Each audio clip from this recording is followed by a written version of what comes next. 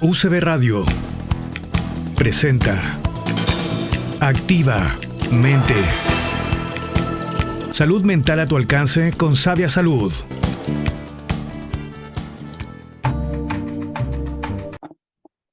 Aquí comenzamos un nuevo programa de Activamente, ya llegando ya a la cuarta semana de agosto. Estamos hoy día, domingo, con mucho ánimo, y vamos a hablar, hoy día tenemos un tremendo tema porque vamos a hablar de los perjuicios que tiene la automedicación, que según la Organización Mundial de la Salud está considerado como uno de los 10 programas o 10 problemas más grandes que tenemos, digamos, en la salud. Entonces, hoy día contamos con Tomás Rodríguez, que es médico de CEFAN, y también médico que en unas semanas más estará, digamos, con nosotros en la prestación de servicios en Sabia Salud. Entonces, estamos muy contentos, una doble bienvenida, Tomás. ¿Cómo estás, Tomás? Bien, bien, gracias. Motivado para partir. Qué bueno, es una conversación que busca como objetivo poder difundir, digamos, buenas prácticas. Así que estamos en eso, Tomás, y que te agradezco tu presencia acá. El tiempo de los médicos es muy valioso en la salud, y que tú estés acá, digamos, participando en este programa, a mí me llega de regocijo y nos pone muy contentos también como equipo de Sabia Salud. Dicho esto, bueno, les quiero comentar a las personas que nos están escuchando que pueden encontrarnos en la página www.sabiasalud, y en un clic poder conversar con nosotros, y ahí van a recibir orientación humana para poder tomar nuestras prestaciones y para poder acceder, digamos, a la salud mental y el bienestar subjetivo. Les contamos que tenemos convenio con FONASA, también tenemos atención de carácter particular, y contamos con una plataforma oficializada por el Ministerio de Salud para poder hacer las prestaciones de telemedicina o telepsicología, ¿ya? Que es la psicología a distancia. Así que estamos ahí, y se pueden tomar los bonos también por internet, por la página. Así que estamos muy contentos, digamos, con esta muestra, y porque en Sabia Salud el equipo crece y cada vez estamos llegando a más personas para poder para poder hacer nuestro aporte en la salud mental y el bienestar subjetivo. Dicho esto, Tomás, bueno, hoy día tenemos este tema de la automedicación. Yo tengo una percepción respecto de la automedicación, y pareciera ser que es más común de lo que uno cree. De hecho, yo acá en mi familia tengo harto discusiones, porque cuando se inician los tratamientos, Tomás, muchas veces las personas modifican en sí mismos las dosis y la regularidad para tomar los medicamentos. Entonces, y lo hacen porque empiezan a sentir una especie de bienestar o una incomodidad con el medicamento, y después vienen los efectos adversos, bueno, que tú los conoces mejor que yo. Y me parece que estábamos conversando, y que me pareciera ser que también hay una alta prelación respecto de la automedicación de los antibióticos, ¿ah? Entonces me imagino yo que eso produce hartas consecuencias. Entonces te quería preguntar, Tomás, ya para iniciar la conversación, ¿cómo ves el tema de la automedicación? ¿Cuál es tu experiencia? Y un poco cuáles son los efectos a lo mejor negativos que puede tener la automedicación.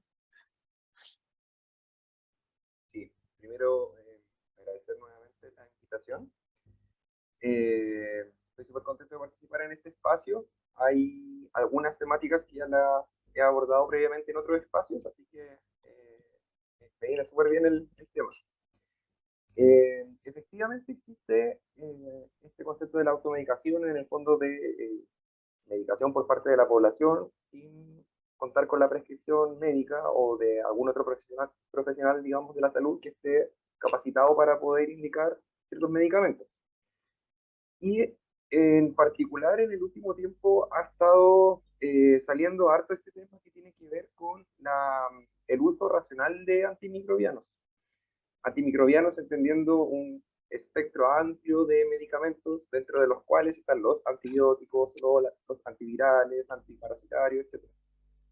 Tanto es así que la Organización Mundial de la Salud determinó que constituye una de las 10 grandes amenazas que hay en los tiempos actuales. Es un tema que es bastante sensible porque, por una parte, lo que estamos haciendo es, al utilizar antibióticos, por ejemplo, en condiciones en las cuales no está como parte estandarizada o que contenga o que tenga evidencia sustentada en la bibliografía, el utilizar estos agentes, estamos haciendo que generemos resistencia, al punto que cada vez se están viendo microorganismos, o bichos, bacterias, etcétera, que son cada vez más resistentes y nos estamos quedando sin la posibilidad de tratar esto. El desarrollo de antibióticos estuvo muy fuertemente como en desarrollo a contar de los años 50, pero la verdad es que en las últimas décadas son bien pocos los antibióticos que se han desarrollado. O mejor dicho, se han desarrollado antibióticos, pero pertenecen a las mismas familias de medicamentos que actualmente tenemos. Entonces, por una parte tenemos la emergencia de microorganismos resistentes por el uso inadecuado de antibióticos. A ver Por si un voy segundo, entendiendo bien, a ver si voy entendiendo bien, Tomás, desde mi ignorancia. Me estás diciendo que el uso de antibióticos podría provocar en el organismo como que arrasa con como con toda nuestra mundo, ¿cómo se llama? Biológico interno, ¿cómo se llama eso, Tomás? claro, la microbiota intestinal, La por ejemplo. microbiótica. Ya. Claro.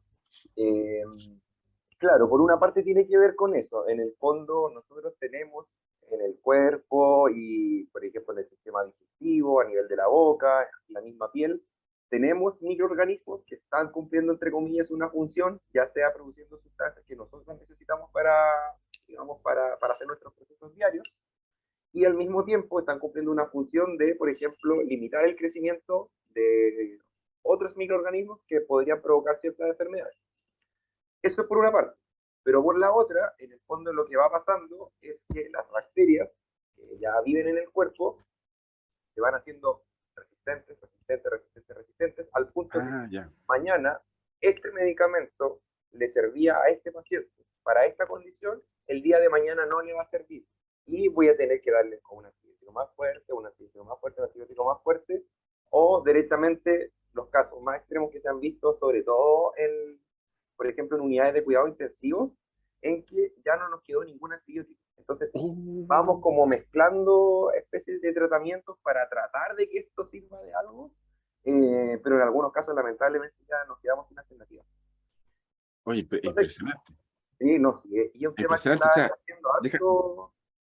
ya. O sea, déjame, estoy para adentro, porque estoy entendiendo que cuando uno indiscriminadamente se automedica con antibióticos, le causa un daño al cuerpo porque arrasa, digamos, con toda esta microbiología que tenemos, inclusive aparecen las defensas, y vamos generando una resistencia que después en otro tratamiento hace que sea ineficiente el tratamiento y se va reduciendo la banda ancha de las posibilidades de poder hacer efectivo, digamos, el tratamiento medicamentoso. Es súper grave automedicarse, me estoy dando cuenta.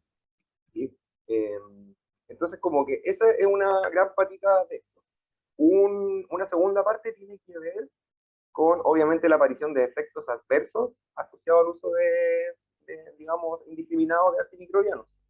Eso es transversal a cualquier familia de medicamentos. En el fondo, todos los medicamentos tienen ciertas reacciones adversas que van desde las más frecuentemente descritas hasta las más raras, pero en la medida que vamos haciendo un uso indiscriminado de ciertos medicamentos, es más probable que vayan apareciendo reacciones adversas.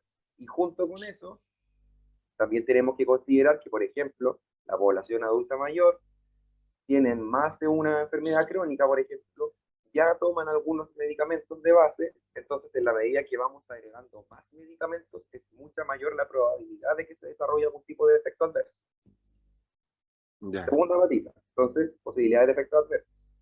Tercera patita, el encarecimiento de los costos de salud. O sea, quizás esto que podríamos haber tratado con este antibiótico que lo vamos a tomar 3 veces al día por 5 días o por una semana, ya resulta que tuve que dar un medicamento que es mucho más caro y que, por ejemplo, no esté disponible en el sistema público, sino que tengo que decirle a la persona que lo compre, o ya en un caso extremo, no me sirven los medicamentos que están por vía oral y, por ejemplo, voy a tener que inyectarme medicamentos, lo cual va a involucrar, por ejemplo, que me tenga que quedar hospitalizado, versus algo que podría haber sido manejado si es que no se hubiera hecho uso indiscriminado de los antibióticos vía oral y en casa. Y ese uso indiscriminado de, digamos, de antimicrobianos no solamente tiene que ver, digamos, con los medicamentos que nosotros ingerimos, sino que también tiene que ver con la utilización de antimicrobianos a nivel de la industria económica, como por ejemplo lo que tiene que ver con, no sé el nombre técnico, pero la crianza, por ejemplo, de los peces, eh, la utilización de pesticidas en la industria, la utilización de antibióticos a nivel de los animales, incluye como en el fondo todo eso, no es netamente el medicamento que yo me estoy tomando, sino que Hay cualquier antimicrobiano o agente que pudiera alterar. una pregunta, porque yo soy muy ignorante en este tema, entonces puedo facilitar algunas preguntas para que la gente entienda. Me estáis diciendo que, de alguna forma, el uso del medicamento y el abuso del medicamento y la automedicación podría provocar, y provoca, más bien, en los casos extremos, digamos, una reducción de la efectividad del mismo y al mismo tiempo que se reduzcan las posibilidades terapéuticas. Y por otro lado, me está diciendo que, desde el punto de vista económico, la industria pareciera que está usando muchos antibióticos en los animales, en los peces, en las gallinas, qué sé yo. Eso a ver si nos puedes clarificar. Y cuando nosotros consumimos ese alimento, ¿también estamos consumiendo ese antibiótico? ¿O eso? Pueden haber efectivamente principios activos, pero de hecho es tal en el fondo el nivel que ha causado a nivel mundial, digamos, el impacto de esta temática, que se han desarrollado como estrategias locales de los distintos países que pertenecen a la Organización Mundial de la Salud, que establece, digamos, como un marco teórico respecto a cuáles son las líneas de trabajo que tienen que hacerse para disminuir el uso irracional de antimicrobianos. Y dentro de eso, Chile también ha adoptado varias medidas que tienen que ver, por ejemplo, con la reducción en la utilización de antimicrobianos a nivel de la industria económica. Yo creo que los salmones, creo que el tema de los salmones en un momento estuvieron prohibidos en Finlandia, me parece, en Noruega, por el uso excesivo de antibióticos. O sea, la industria alimentaria parece que estaba en otro nivel de conciencia ya, o estaban en otro nivel de conocimiento estaba del arte respecto de lo nocivo, digamos, de estas sustancias y estos activos que están en los animales. Impresionante. ¿Cómo, Tomás, cómo sientes que hemos ido abordando el tema hoy en día? Porque parece que estamos teniendo un cambio de noción. Bueno, y tú mismo, digamos, nos estás, digamos, abriendo los ojos en este aspecto.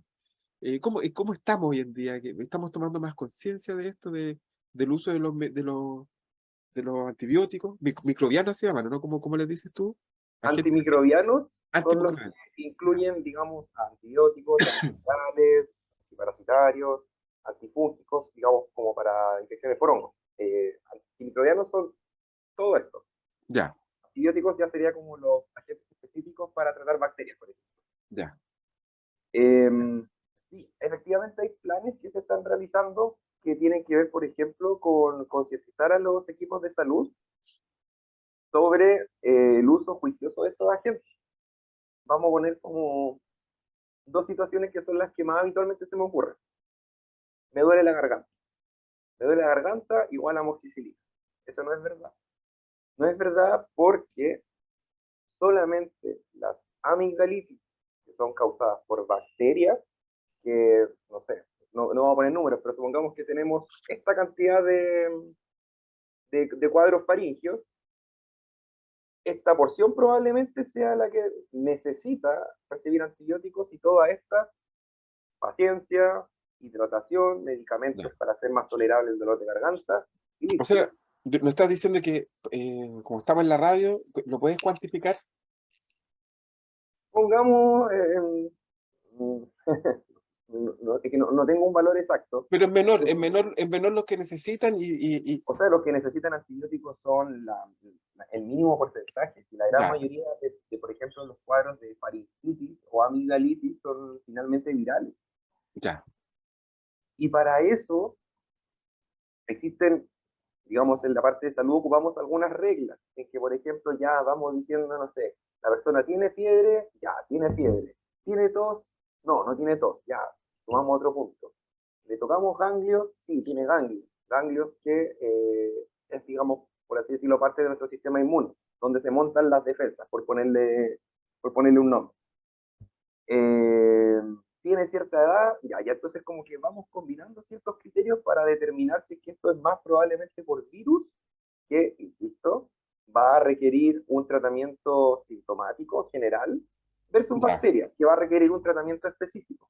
perfecto. Punto es Oye, que Tomás, mira, está súper interesante el tema. Estamos ya, fíjate cómo ha pasado el tiempo, que ya estamos terminando el primer bloque. ¿Te parece si continuamos después con este tema y con otros temas de interés acá en Activamente? Y nos vamos con un tema. Hay un tema ahí, si quieres lo presentas tú, Tomás. me van a perdonar por el inglés, eh, pero sería The Clash, Rock, de Casbah, ¿puede ser? De Cashback. Listo. Estamos excelentes. Nos vemos en el próximo bloque en Activamente. Aquí estamos en el segundo bloque de Activamente en el 103.5 de la radio Universidad Católica de Valparaíso. Estamos con Tomás Rodríguez, médico de CESPAN y médico de Sabia Salud. Y estamos hablando de los perjuicios que tiene la automedicación, que está considerado como uno de los 10 grandes problemas más grandes y desafíos que tiene el ser humano, dicho por la Organización Mundial de la Salud, y estábamos conversando acerca de cómo funcionan ciertos automatismos mentales, parece, digamos, en las personas que decimos amigdalitis, dolor de garganta, e inmediatamente pensamos en un medicamento y resulta que tomarnos cuenta que cuando se produce una amigdalitis, pareciera ser que es un porcentaje muy bajo el que necesita, digamos, medicarse con antibióticos y que un porcentaje más o menos alto de personas que hacen como este automatismo mental y se automedican. Parece algo así, era tomado, ¿no? Claro, hay digamos, un porcentaje importante de la población que piensa dolor de garganta, me voy a tomar un comprimido de amoxicilina, al día siguiente, por ejemplo, van a atención médica y como que el discurso tiende a repetirse, así como, ayer me dolía la garganta, me tomé un comprimido de amoxicilina y se me pasó. Y ahí volvemos al tema del uso racional, porque en el fondo, uno, si se te pasó con un comprimido de amoxicilina, probablemente no necesitabas amoxicilina, y segundo, y si el día de mañana llegas a necesitar amoxicilina, a lo mejor ya no te va a servir, porque generaste resistencia. Entonces vamos a tener que usar un antibiótico un poquito más fuerte. Y se va produciendo esa resistencia. Exacto. Impresionante cómo el cuerpo va generando estas adaptaciones. Y en verdad, eh, no sabía que en extremo el abuso del medicamento puede llegar a tal nivel que puede ser ineficiente, digamos, después un medicamento y quedarse uno sin alternativas terapéuticas. Entonces, el daño que uno se provoca, esto estoy entendiendo, que el daño que uno se puede provocar eh, es como, es como decir pan para ahora y después hambre para mañana. No sé cómo lo ves tú, Tomás. Claro, o sea, ni siquiera porque en el fondo estamos como tratando de crearnos nosotros mismos una solución que finalmente no es una solución a nada. Probablemente la solución habría llegado sola, pero estamos generando un problema en el largo plazo. Eh, como decía, en el fondo, gran parte de los cuadros de dolor de garganta no van a requerir antibióticos. Y finalmente, ¿cuál es la gracia del antibiótico? Tienen varias formas de funcionar, pero en el fondo lo que buscan es tratar de que la bacteria, al considerarse un ser vivo, que se multiplica rápidamente y después que alcanza una cierta cantidad de copias de bacterias, eso recién se manifiesta como síntomas para el cuerpo, síntomas que la gran mayoría de las veces, de todas formas, depende del cuerpo que está combatiendo esa infección. La bacteria en el fondo ya ve que hay un antibiótico que está dando vuelta, que hay como una dosis, pero que era chiquitita a lo mejor, entonces como que empieza a incorporar esto a su mecanismo genético y así empiezan a desarrollar la resistencia, porque ve que en el fondo no era algo que me iba a matar, entonces como que trato de buscar la alternativa que si después me expongo nuevamente a eso, voy a generar un mecanismo para que no me haga daño. Y eso es lo que hacemos cuando, cuando utilizamos, por ejemplo, antibióticos cuando no corresponden, o también está la otra patita de utilizamos el antibiótico cuando corresponde, pero por ejemplo me lo dejaron por una semana y yo noté que al segundo o tercer día me sentí bien y dejé de usarlo. Ya, Pasa exactamente lo mismo. lo mismo. ¿Cómo opera eso? Disculpa, ¿por qué sucede eso a nivel Porque en el biológico? fondo, claro, en el fondo los antibióticos funcionan en hartos puntos que tienen que ver, como para no entrar en mucho tecnicismo, alteran como ciertas formas de que la bacteria vive. Por ejemplo, mecanismos que produzcan, no sé, pues, las proteínas de la bacteria, por decir algo. O mecanismos que permiten que la bacteria se multiplique y va replicando el material genético, por ejemplo. Entonces, el antibiótico actúa en ese punto. Y al actuar en ese punto, hace que la bacteria se muera o se replique en forma más lenta para que el cuerpo pueda responder. Ah, ya. Si yo descontinúo un antibiótico o directamente lo uso en una situación que no corresponde, puede que a lo mejor vaya a eliminar algunas bacterias, pero las que quedaron vivas empiezan ya a desarrollar mutaciones para evitar que ese antibiótico afecte esa parte que es vital Ah, para la bacteria. el mundo microbiano, vamos a decir, que Es encuentro muy súper, inteligente. oye, encuentro súper interesante también porque se va adaptando y va generando resistencia porque está en una lucha también. Exactamente. Impresionante lo encuentro, un mundo tan potente el mundo microbiano, vamos a decir. Ah, me acordé de una serie que había, eh, que es un universo completo. ¿Ah? Voy a hacer una rayadura, una pelada de cable me voy a mandar ahora. Resulta que hay una película, eh, El encuentro de dos mundos, no el encuentro de dos mundos, sino que esta película donde hay una invasión extraterrestre, que es un clásico del cine, ojalá me pudieran ayudar de la producción, y que finalmente son los agentes microbianos los que frenan la invasión extraterrestre. De como ellos, había esa hipótesis, digamos, es tan grande, digamos, es un universo completo este mundo, que un mundo que pareciera ser invisible para nuestros ojos, pero que implica, digamos, un impacto en nuestra salud súper potente. Yo como soy psicólogo, no soy médico y soy ignorante en estos temas, me parece casi mágico el tema como opera, pero sé que hay ciencia aquí detrás, hay mucho estudio sistemático. Entonces, como desde ese lugar quiero preguntarte por tu experiencia, pues, tu experiencia un poco en los lugares socioeconómicos, a lo mejor un poquito más deprivados, ¿cómo es? O si esto afecta transversalmente el tema de la medicación, o cómo es el tema. Y la verdad es que efectivamente es algo que afecta transversalmente, probablemente y esto como que pasa mucho en el fondo por el concepto de que la población cree que el antibiótico es la solución mágica a muchos de los problemas de salud. Entonces, por ejemplo, las personas que tienen mejores oportunidades económicas, si es que no se convencen con la explicación que alguien les pueda dar, van a buscar un segundo, un tercer y un cuarto médico hasta que sea capaz de prescribir un antibiótico. Ya, Al mismo tiempo, tenemos que esto no es netamente un problema que dependa de nosotros, de los equipos de salud, porque a todo esto, más o menos se estima que el 90% de los antibióticos se prescriben en el medio ambulatorio, entiéndase en una consulta, en el ya. consultorio, etcétera. Y hay cifras que hablan que incluso hasta el 72% de esas indicaciones estarían equivocadas, que no corresponderían por evidencia. O sea, estamos hablando de un porcentaje súper, súper, Altísimo. súper alto.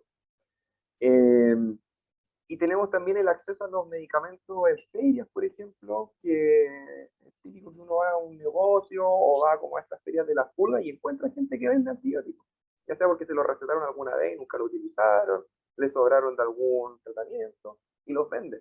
Entonces, ahí finalmente el trabajo que hay que hacer es transversal, porque por una parte hay que concientizar a los equipos de salud, pero por otra parte hay que concientizar a la gente de que en el fondo, ante cuadros que necesiten en el fondo atención médica, que efectivamente acudan a médicos y que no se automediquen, por todo lo que explicábamos adelante. Posibilidades de más resistencia, aumentan los costos de salud, desarrollo de reacciones adversas, entonces no es como llegar y tomarme una pastilla porque yo creo que la pastilla es la solución a mi problema, sino que es mejor siempre asesorarse con alguien que sepa. asesorarse con alguien que sepa. Oye, y es bien común el tema de la automedicación en verdad, porque yo estoy como chequeando mi entorno. Yo peleo harto, porque si bien los psicólogos no medicamos, sí estamos claros que la prescripción médica es una prescripción, es una orden. ¿Ah? Y esa orden y esa prescripción solamente, digamos, puede ser transformada por otra orden del médico, si esto es así. El tema de la receta, el tema del tratamiento es disciplinar. Entonces, muchas veces personas con muy buena intención, inclusive yo he visto modificar dosis. Yo ahí entro ya en pánico. Como que se toma muy, hay gente que toma muy livianamente el tema de los medicamentos y el tema de las dosis de los medicamentos. Y también personas que y ahora tenemos como esta doble implicancia, porque por un lado están los que se automedican y después están los que están medicados y que suspenden los tratamientos porque se sintieron mejor. Y está esta otra entrada que tiene que ver, digamos, con los alimentos, ¿cierto? Son como las tres vías que estamos conversando, Tomás. Tomás, en tu experiencia, ¿cuál ha sido como el caso más extremo que has vivido tú respecto a la automedicación o qué nos podrías como relatar al respecto? ¿Tenía alguna memoria por ahí o algún caso clínico que hayas estudiado?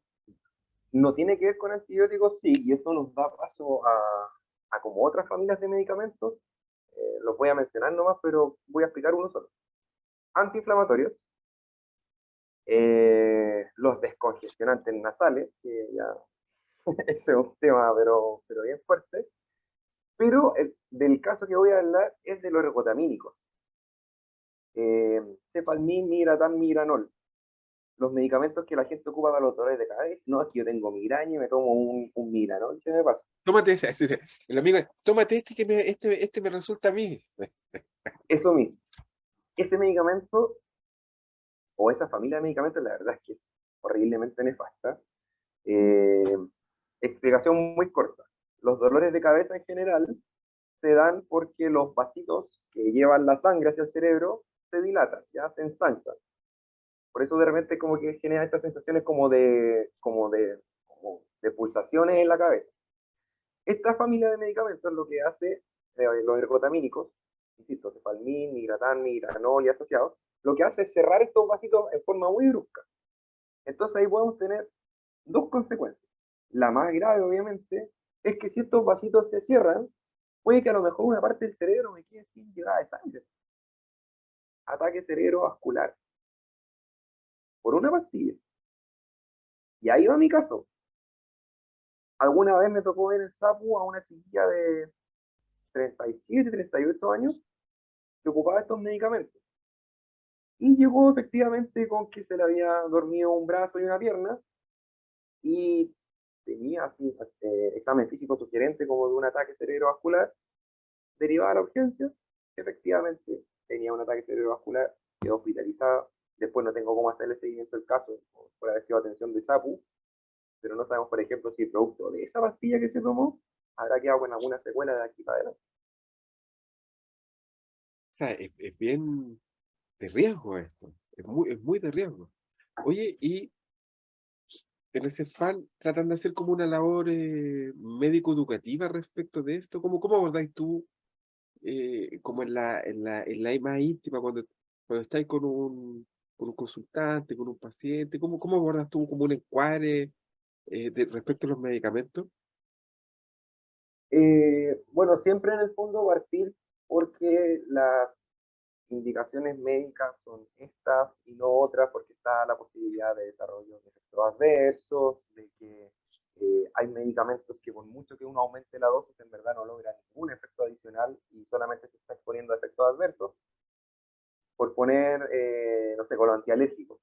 Antialérgicos como que basta con un comprimido al día o en algunos casos se pueden dejar dos comprimidos al día y de repente uno escucha gente que dice, no, yo me tomo 5 loratadina al día. Y es como, no va a tener mayor efecto, no va a servir más porque en el fondo los medicamentos no es como que actúen en forma mágica, sino que tienen que unirse a ciertos elementos que tenemos en el cuerpo, llamémoslo por ejemplo receptores, en que el medicamento se une a ese receptor o a ese elemento y a partir de ahí se empiezan a producir ciertas modificaciones en el cuerpo que traducen el efecto terapéutico.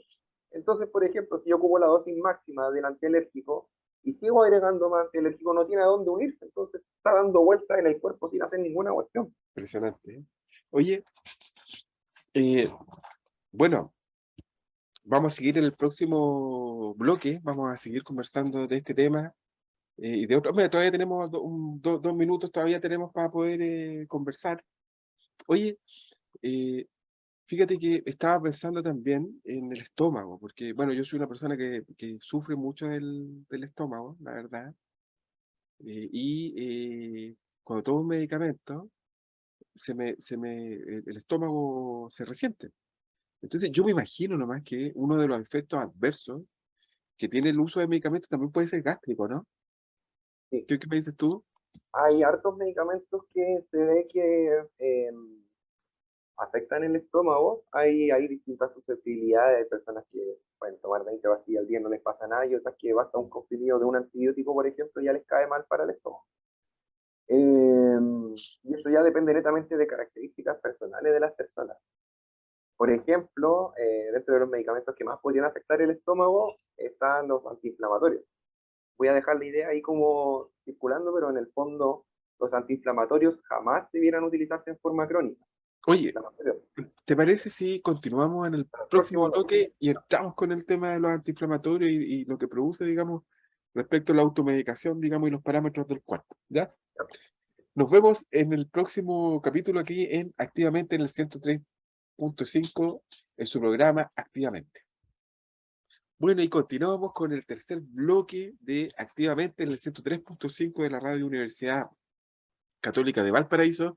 Estamos conversando con el médico Tomás Rodríguez y estamos hablando acerca de los perjuicios de la automedicación, las consecuencias que trae la automedicación, lo que le ocurre al organismo cuando nos automedicamos.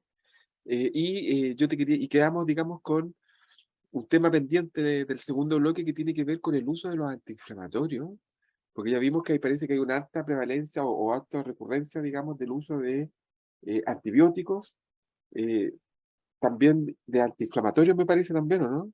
Y Claro, también de medicamentos para el dolor de cabeza. Esos eran los los tres. famosos ergotamínicos, sí. Y el tema de los antiinflamatorios igual es bien complejo porque eh, existen medicamentos que se llaman los OTC, que son los como over the count, algo así, pero que son básicamente los medicamentos que uno va a la farmacia, lleva, los compra y no te piden receta ni nada. Y dentro de eso están los antiinflamatorios. Y si bien son muy buenos medicamentos para la función que tienen, antiinflamatorios, analgésicos, digamos, eliminar o calmar dolores, y también como antipiréticos, es decir, para combatir la fiebre, tienen altas reacciones adversas también. Por ejemplo, lo que hablábamos en el bloque anterior respecto a molestias gastrointestinales.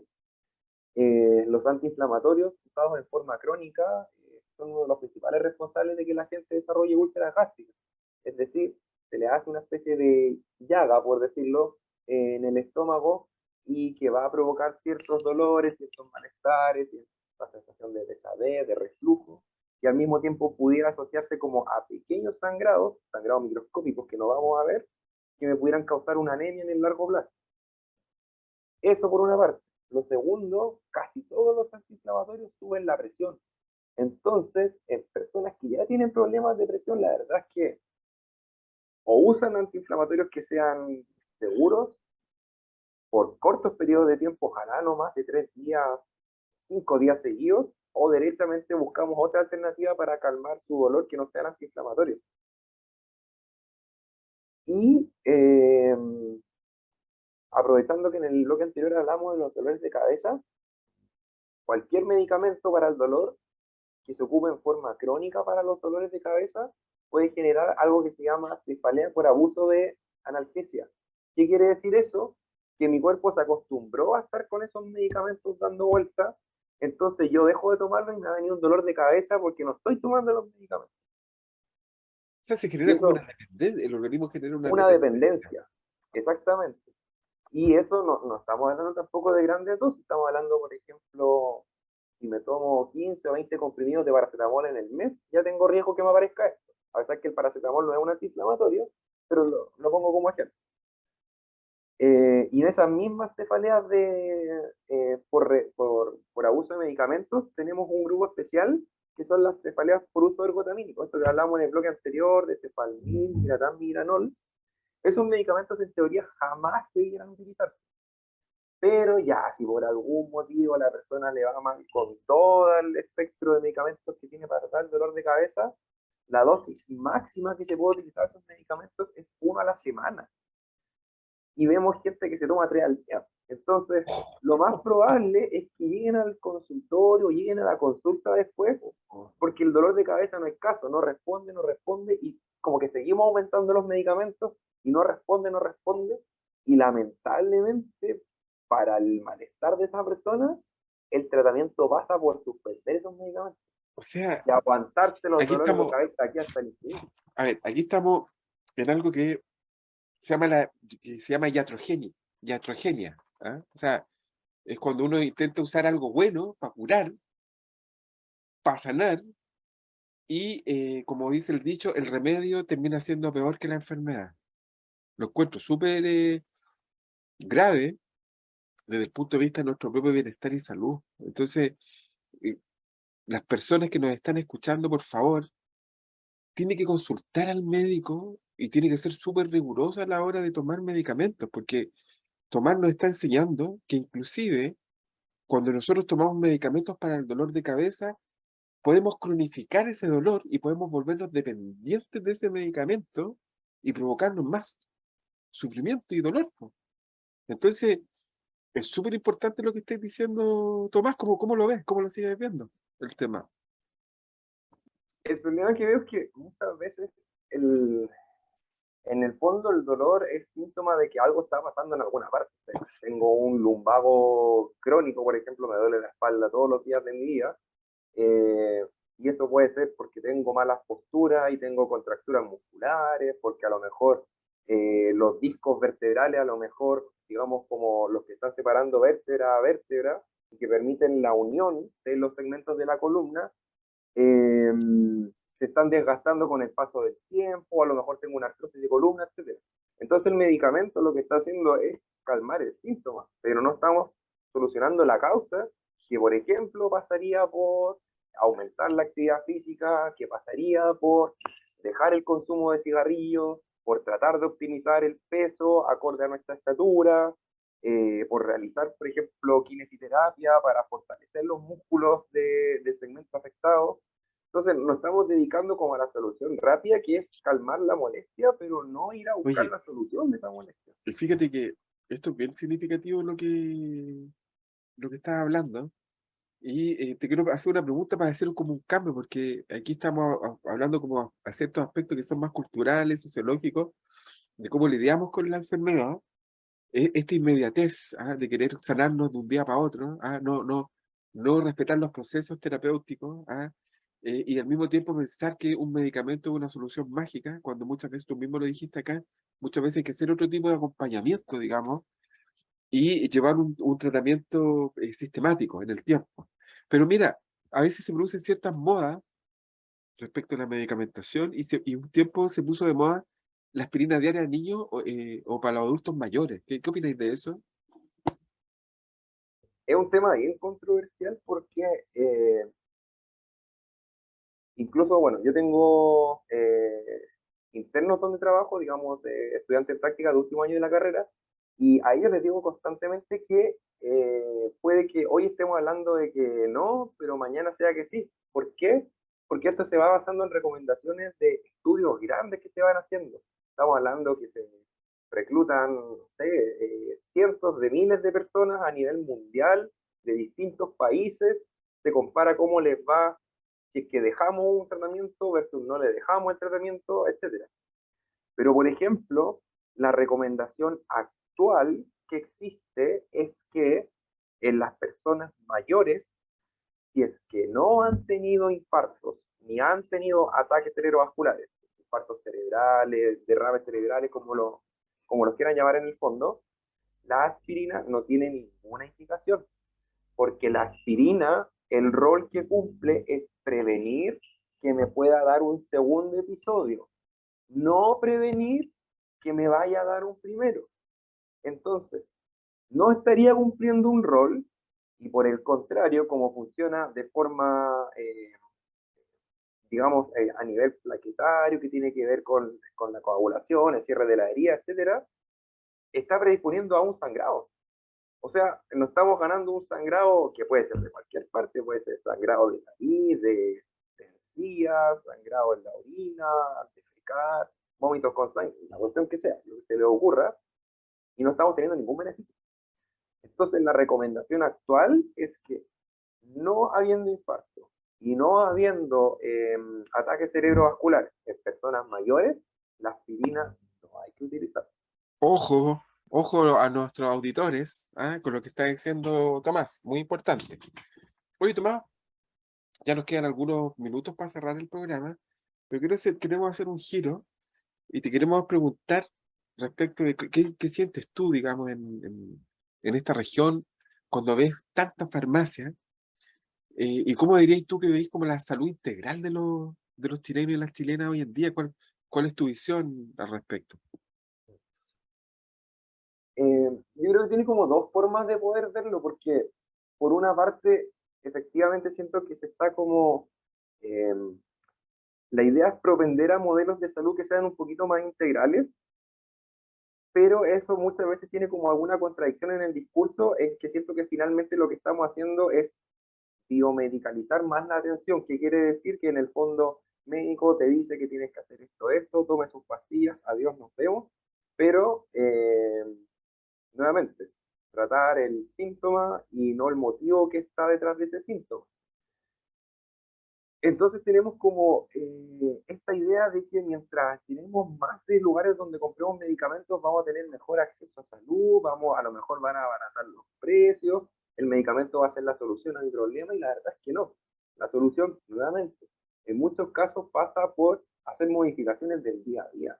El tratar de comer más sano, el tratar, por ejemplo, de aumentar la ingesta de verduras, de frutas, el aumentar la ingesta de líquidos, si es que fumo, tratar de bajar el cigarro o directamente suspenderlo, incorporar actividad física. Y eso, la gente como aún no lo tiene muy incorporado, que es un tratamiento. El dejar esa indicación es un tratamiento y es tan e incluso más importante que tomarse sus medicamentos crónicos. Entonces todavía como que no hemos logrado ese enganche de que las personas también son responsables de su propia salud y no pueden dejar todo en manos de un profesional que les diga cómo tienen que hacer su vida. El profesional se va a encargar de darle algunas recomendaciones, el dejarle algunos medicamentos que es que estima pertinente para la condición que tiene, pero el trabajo fuerte lo tiene que hacer la misma persona. Y si la persona no está motivada a hacer cambios, es muy poco lo que nosotros podemos lograr. Y efectivamente, las atenciones integrales cada vez como que van sumando más adeptos e incluso, sobre todo, por ejemplo, las personas que son portadoras de alguna condición crónica o de dolores crónicos, como que cada vez han ido, digamos, entre comillas, migrando a atenciones que tienen que ver más como desde la medicina holística, de las Claro, medicinas es que mira, complementarias, porque efectivamente han encontrado que la medicina tradicional no ha sido capaz de responder sus es que, problemáticas es y que se ¿sabes lo está que pasa, enfocando Tomás? netamente en lo que decíamos, tratar el síntoma, pero no lo que pasa detrás. Mira, esto es lo que ocurre, que de alguna forma un modelo integrativo lo que busca es poder generar una apuesta terapéutica que utilice distintas herramientas, pero que vayan más allá de lo biológico, sino que también trabajen con lo biológico, lo psicológico y lo social, ¿ah? Entonces, en este modelo biopsicosocial, que se habla mucho, y es bien interesante porque la experiencia del dolor es una experiencia física y emocional. Y muchas veces queremos atajar lo físico, que está súper importante porque yo creo que el dolor está de más, ¿no? Yo creo que el dolor no sirve para nada, en verdad, a lo mejor te puede servir en algún momento para avisar algo, pero ya un dolor crónico que es muy agudo, muy intenso, en verdad, no sé cuál es el sentido y hay que tratar de gestionarlo, aminorarlo, etcétera. Entonces, ¿qué le pasa a las personas? Y me hace sentido con lo que tú decís, porque las personas que están con dolor generan una especie de itinerancia en los centros de salud, porque no hay centros integrativos para el dolor, sino que van un pedacito al médico, un pedacito al kinesiólogo, un pedacito para acá, y los tratamientos no están integrados. Pero al mismo tiempo, hay una serie de alternativas terapéuticas complementarias, digamos, a la medicina, que es muy importante, que tienen que ver con otras apuestas para el dolor, por ejemplo, la herbolaria. El Ministerio de Salud generó una sistematización de todas las hierbas que sirven para el dolor. Entonces hay un montón de alternativas. Y en Sabia Salud, que eso es lo bonito, en el centro, digamos, que nos auspicia, el centro es integrativo, por lo tanto es un centro que es dialogante respecto del padecimiento de las personas. Entonces se busca esta integralidad y poder mirar el problema yendo a la causa eficiente, como se dice de alguna forma. Si estoy fumando, si estoy teniendo factores de riesgo, bueno, también tengo que trabajar otros hábitos que tengo que poder mirar también, pues. Entonces, entender la medicina de forma más integrativa, entender la salud de una forma más integrativa, entender que el ser humano tiene múltiples dimensiones y que tenemos que mirar al ser humano en esas múltiples dimensiones para poder obtener nuestras curas. En algo que es súper importante que tú dijiste, Tomás, porque yo estoy escuchando atentamente, que también es considerar que cada persona también reacciona distinto a todos los medicamentos. Por lo tanto, el tratamiento es un tratamiento que es situado para la persona. No todas las personas funcionamos de la misma forma ni reaccionamos con los mismos medicamentos, por lo tanto, ahí hay algo que es básico. Por lo tanto, yo quiero pedir a las personas que nos estén escuchando acá que no nos automediquemos, que para eso existen los médicos. Nos podemos hacer mucho daño en la automedicación. Bueno, Tomás, estamos llegando al final ¿cómo se llama?, de Sabia Salud, del programa Activamente que auspicia Sabia Salud. Y bueno, ¿cuáles serían tus últimas reflexiones ya para ir cerrando y irnos con el último tema? Bueno, básicamente el reforzar el concepto de que la automedicación conlleva varios riesgos para la salud, encarecimiento en los costos de salud, ponen en riesgo a las personas con medicamentos que incluso utilizamos en el día a día, y nuevamente siempre que las indicaciones farmacológicas sean ojalá por un profesional que esté, digamos, autorizado para poder emitir dichas prescripciones. Y como quinto y último elemento, enganchándome de lo último que decías, en el fondo, el entender que hay ciertos procesos que no van solamente desde lo físico, sino que también tenemos algunos procesos psicológicos, espirituales, sociales, que por más medicamentos que demos, en el fondo no vamos a solucionar cosas que van más allá del plano físico. Entonces, el ver cómo nos hacemos cargo de esos procesos de una forma un poquito más integral, a fin de responder a este síntoma o a esta dolencia que presenta el usuario. Muchas gracias, Tomás. Ha sido una grata experiencia. Bueno, a Tomás Rodríguez en las próximas semanas nos va a encontrar, digamos, como parte del equipo de Sabia Salud, y va a poder contactarnos. Él es un tremendo profesional.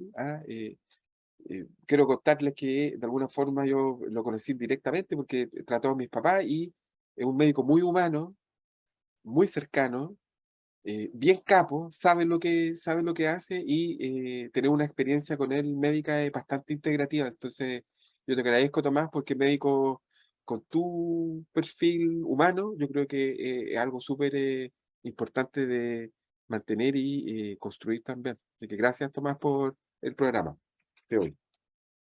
Muchas gracias, que estén bien. Y nos vemos, y nos vamos a ir con el último tema, que ¿lo quieres presentar tú, Tomás? Me dicen por interno que tenemos estrechez de corazón de Los Prisioneros. Nosotros no tenemos estrechez de corazón, sí. Pero nos vamos con estrechez de corazón de Los Prisioneros. Muchas gracias, Tomás, y nos vemos la próxima semana en Activamente. UCB Radio presentó Activamente. Salud mental a tu alcance con Sabia Salud.